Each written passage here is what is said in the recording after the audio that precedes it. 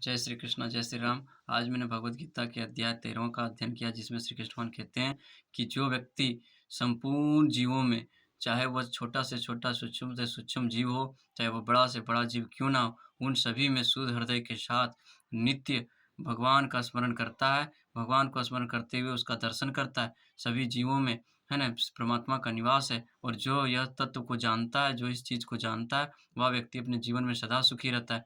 क्योंकि जो व्यक्ति इन सारी चीज़ों को असंग है, इन सारी चीज़ों से असंग है, वही व्यक्ति हमेशा सुख-दुःख में लिप्त होते हैं और वह व्यक्ति कभी पाप कर्म में लिप्त नहीं होता। जो व्यक्ति ये जानता है कि छोटे से छोटे प्राणी से लेकर बड़े से बड़े प्राणी, चाहे वह जल में रहता हो, आकाश में रहता हो या पृथ्वी पर विराजमान हो, पृथ्वी के अंदर विराजमान हो, वह सभी में श्री कृष्ण भगवान नित्य विराजमान हैं। और जिस प्रकार से सूर्य संपूर्ण संसार को, है ना, प्रकाश से प्रकाशित करता है, उसी भांति आपके शरीर में जो आत्मा आत्मा जो स्थापित है, वो आपके संपूर्ण शरीर को ऊर्जा प्रदान करती है, उससे आपको एक प्रकार की ऊर्जा मिलती है। कहता है क्या कि आपके पाप कर्मों का कारण क्या है? आपके चित्त हैं, आपके मन हैं, आपके मन बुद्धि के द्वारा ही आप पाप कर्मों में लिप्त होते हैं। कहता है आपके शरीर में जितने प्रकार की विकार होती है, आपको जितने सुख-दुःख का विकार की महसूस होती है, वह स आत्मा इन सभी से परे है, उसे किसी प्रकार का कोई दुःख महसूस नहीं होता। वह ये सब सभी चीज़ों से असंग है। आप सिर्फ़ अपने मन के द्वारा और अपनी बुद्धि के द्वारा ही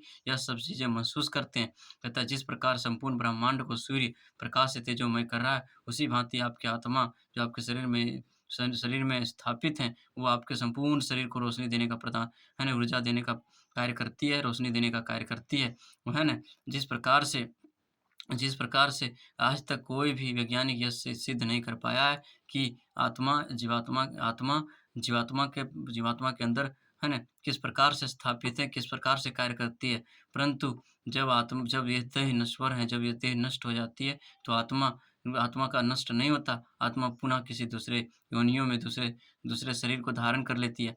अब श्री कृष्ण भगवान आपके कर्मों के अनुसार आपको अलग योनियों की प्राप्ति कराते हैं, आपको अलग अलग जीवों की प्राप्ति कराते हैं। लेकिन जो पूर्ण रूप से भगवान की भक्ति में निष्ठ हैं, जो पूर्ण रूप से भगवान की भक्ति करते हैं, उसका नित्य स्मरण करते हैं, सत्य कर्मों में परिविष्ट हैं, जो इन प्राकृतिक माया बंधनों से नहीं बंधता, वह सर्वथा अपने जीवन